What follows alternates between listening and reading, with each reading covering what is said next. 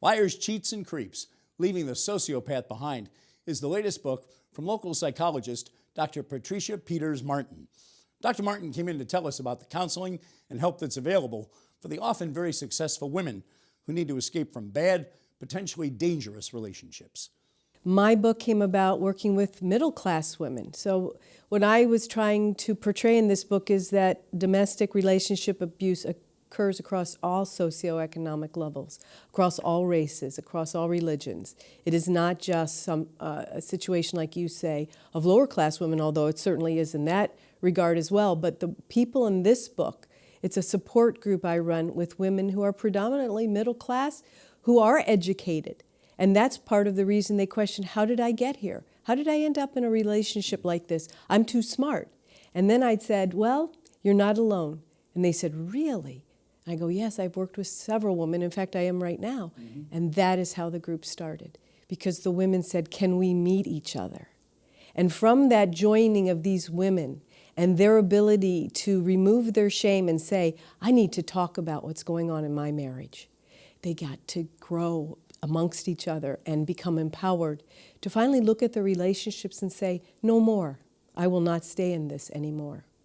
I know you make the point that the first time you meet with the woman, you say, I can help you, you will get through this, which I imagine is very, very hard for a client to believe at first. I know, it probably is true, although that is what my co-author said. She remembered about our first session. And I say that from my heart, so I honestly didn't even remember saying that to her until I read that in her accounting. But I do believe that, and that is one of my missions, is to help women realize you do not have to stay in abusive relationships.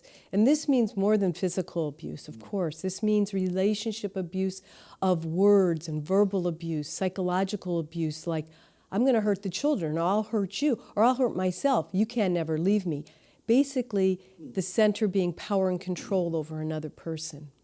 And self-blame is a problem too, isn't it? Yes, it is, because the women are told, it's because of you I hit you, it's because of you I call you names. If you only did this, that, or the other thing, and the women in time become whittled down to such a little thin toothpick of a person that they don't believe in themselves anymore. And so through a support group of other women, they gain back their confidence in themselves. Other women, I guess, the title, Liars, Cheats, and Creeps, they help pick that and decide that. They picked that title.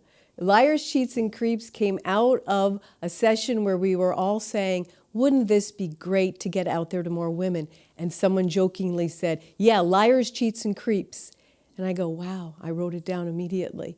And then leaving the sociopath behind is the step toward empowerment.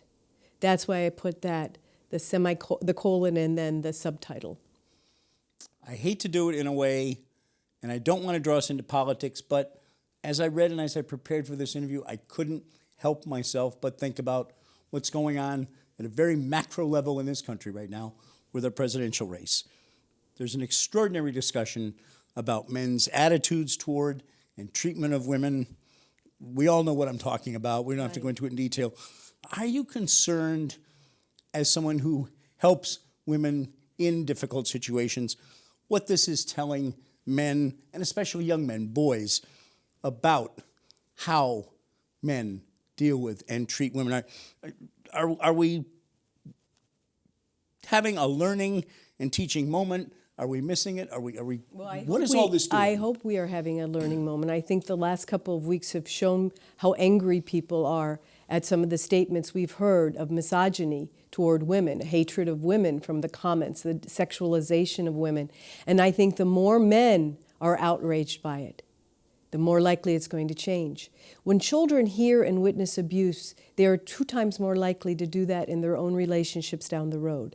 So yes, of course we are impacted by this. And so I hope this is a teaching moment to help our children understand no one should be treated in a demeaning manner. No one should be talked to or talked of from just this purely sexualized perspective. So the respect for women, I hope, will be demonstrated in this election eventually. Almost always we hear the abuser say, I'll change.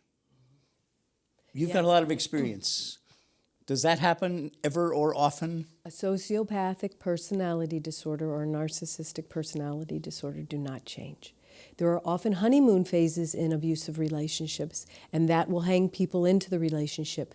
But thinking that someone is going to change and that you have the capacity to make that change of that other person, no way.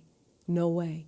But it takes sometimes a journey to get to that point of understanding I'm not responsible for that other person's actions, they are. And really, we know as psychologists, the two personality disorders that are the least likely to change are sociopathic personality disorders and narcissistic personality disorders. And do you know what the number one profession of sociopaths is? Politicians. Ouch. Ouch. No longer statesmen and women as a rule, but politicians, because they're above the laws. They really have very little remorse for behavior. So it's a person who loves political arena. That might be something to add. Yeah. It was something I heard at a conference recently. Fascinating. For a woman who may be watching, seeing her life here, maybe a light's going on and says, yeah, that's what I'm dealing with. What does she do first? First and foremost, if they can come to my event on October 27th at Classical, I will be talking all about this. We'll have resources. So Classical Condominiums, October 27th, 5 o'clock. Right? It's a book launch. That's one thing you can do. But you can get to a therapist. You can go talk to your physician. Obstetricians, gynecologists are informed about this. If you're in a currently physically abusive relationship, you can get to the police department. The Springfield Police Department has a domestic violence unit. They'll be at my book launch, some of those very powerful women to help other women. So no matter where I'm going to talk about this book, I am going to have the resources that are available to these women so that if they come because they're concerned, am I in an abusive relationship? And if so, how do I get out? We'll be there to help you. Bottom line is, though, find a way out. Find a way out. Well, Dr. Patricia Martin, the book again is Liars, Cheats, and Creeps, Leaving the Sociopath Behind. It is an important work. Thank you for coming in and spending some time with us. We appreciate it. Oh, my pleasure always. Thank you.